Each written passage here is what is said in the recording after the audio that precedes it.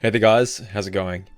So if you aren't aware, Kingdom Hearts Dark Road had episode 3 launched just a few hours ago in the Japanese version, and to our surprise in the English version as well.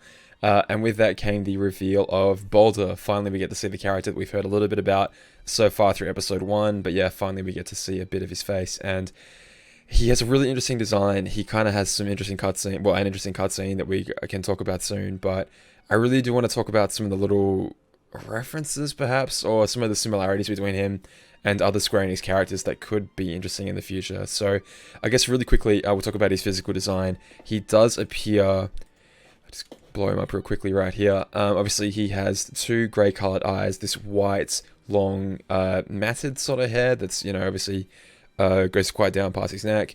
Very, very light, fair complexion, and his outfit is this sort of he's got this little dark button-up little thing that he's wearing here, which on the top of that he's wearing this sort of very, very light grey hood, sort of dark grey pants, black shoes, all that good stuff.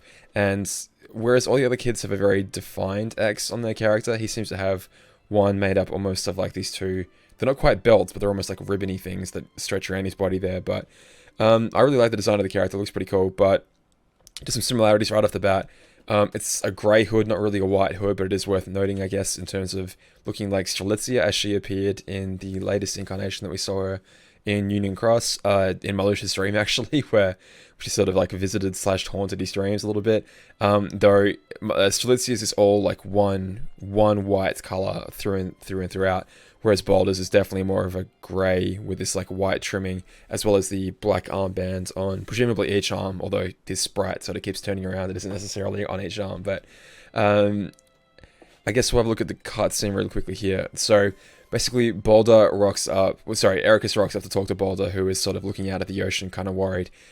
What has effectively happened, which we've known since chapter 1, is that the six kids are sent off to look for the missing upperclassmen, right? So the plot of Dark Road so far is that Master Odin has said the 7 upper-class students have gone missing as part of their Marco Mastery exam where they were meant to be touring the worlds. Can you 6 go look for him? I'm going to distract Baldr and send him off to do something else because his sister is one of the 7 missing upperclassmen, and it would be, I don't know, bad if he went, whatever, for whatever reason. I forget what Odin said now, but that's more or less the idea.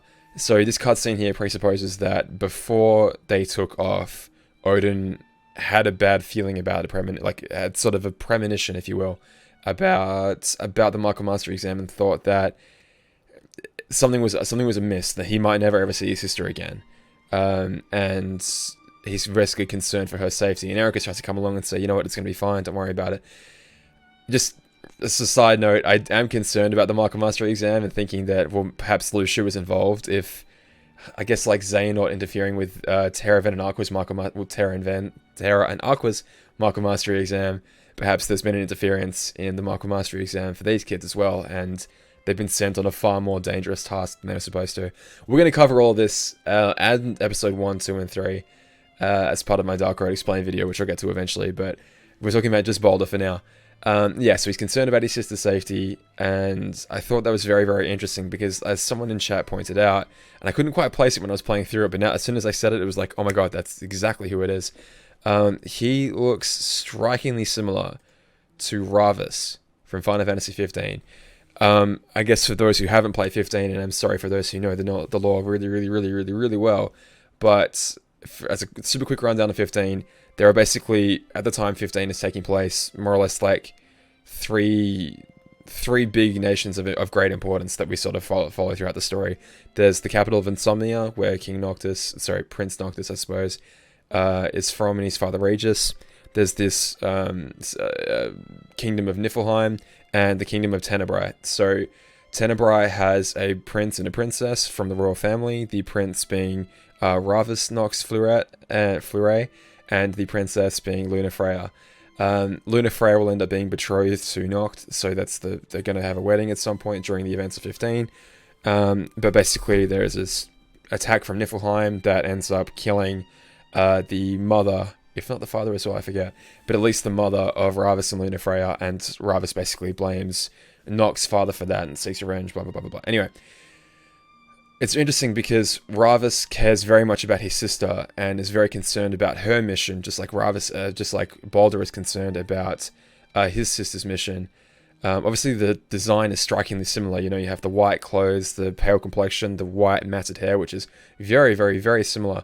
And initially, Ravus doesn't have. Ravus has heterochromia, which means he has two different colored eyes. But that is a result of the plot. Basically, he gains this not supernatural, but not natural left arm, basically made of magitech. This substance, and it sort of not pollutes his not pollutes his entire body, but gives him this dark left eye, I believe. But I think initially I was fairly certain that he had two grey eyes. So the design is rather similar, and it's interesting because obviously Noct is tied up with Lunafreya. You know, they're meant to be married. They're, you know, romantically linked, of course. And wouldn't it be interesting if Baldr, if his sister was very similar to Lunafreya in a way? Well, see, the problem with that is we sort of already have a Noct in this story. We sort of already have one, and his name's Yuzora, right? He looks identical to Noctis from Final Fantasy 15, almost identical. The only difference being that he has a lighter coloured hair and the two different coloured eyes, but the design is strikingly similar, well, and to Riku, I should say. But Yuzora is linked, of course, with Stella. Well, we're calling her Stella, but we don't really know what her name is. All we know is that she's a girl with sort of dark hair, has some sort of magical powers about her, and well, I guess there's a little star necklace where Lunafreya had a moon necklace. And I think we're fairly certain that we're positive that Stella was the name of the girl from initially Final Fantasy Versus 13 before it went through a huge development cycle. Basically evolved, quote unquote, into Final Fantasy 15. Changed director, Tetsuya Nomura went off the project and obviously focused on other projects like, among other things, Kingdom Hearts 3, Final Fantasy 7 Remake, and other things like that. So it's all kind of complicated, but there is for sure a relationship between Yuzora and Stella, obviously, and especially after Remind happened and they more or less recreated some Versus 13 trailer cutscenes at the end of Remind, it's hard to deny there is a connection there. So I guess the question then becomes, well, is it possible that the unnamed star that Yuzora is linked to, that, you know, can't quite move on yet because her heart pines for another, is it possible that she's Stella? Is it possible that Stella is Baldr's sister? Now, Stella claims that her name, everything was taken from her, so we may be given a real name for Baldr's sister that actually isn't Stella, but if the star doesn't know her real name, it's possible that originally it was actually Baldr's sister, whatever that name may end up being. I guess at this point we'll get into spoilers for Final Fantasy 15, so this is your warning now if you don't want to be know anything about 15.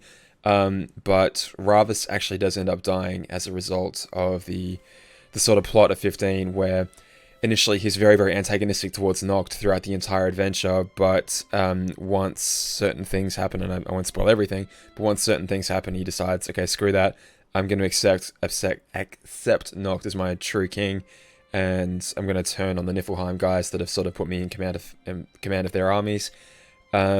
He's very, very caring for his sister the entire time for Luna, and ends up dying, basically, at the hands of Niflheim. So that, coupled with the fact that, I don't know, Dark Road has to end with at least 4 deaths, right? Unless they're doing a huge fake out.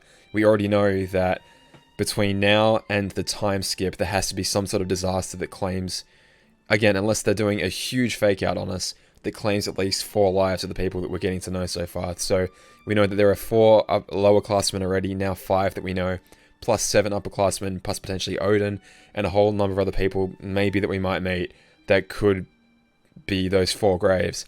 I feel like Baldr, just hearing the tragic music playing right now, I feel like Baldr's got a decent shot at taking one of those graves. I don't know, just the whole sort of tragedy surrounding him. He's so concerned about his sister. Again, the Ravus parallels, and I guess the Laurium Strelitzia parallels as well.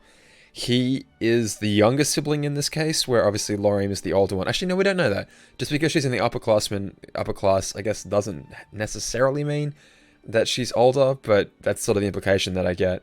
But yeah, I get a lot of vibes that his story might not be the happiest one. So I don't know. I don't know. I am worried for our friend because I quite like his design, and yeah, I guess we'll see.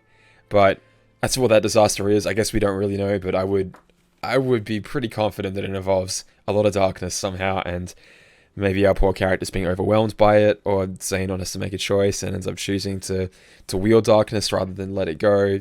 Who knows? Again, this is early days in the Dark Road plot still, but yeah, I am worried about our little friend here. So yeah, let me know what you think, guys. Just a super quick video, just thinking that, I don't know, it is remarkable that he does look very similar to Baldr, and I don't know, I just want to get you guys' take on it. What do you think? Do you think there's a possibility that they're connected? Are they completely separate and unrelated whatsoever? Ravus was initially in Versus 13, but I think all the footage that was ever shown of him, he had a hood on, and people just sort of assumed, based on the hair color and the physical appearance, that it was meant to be Ravus, well, whatever he would have ended up becoming in the full version. Obviously, I'm not the guy to explain to you like what happened between Versus 13 and 15. There are lots of YouTube videos out there, but I will sort of try and address that later when I try and deal with the whole Yuzora mess that I'm working on the video for. So, yeah, anyway, before this drags on too long, what do you think? And yeah, I'll see you guys soon. All the best. Bye. Melody memory soon, in like a week. Alright. Be excited. See you soon. Bye.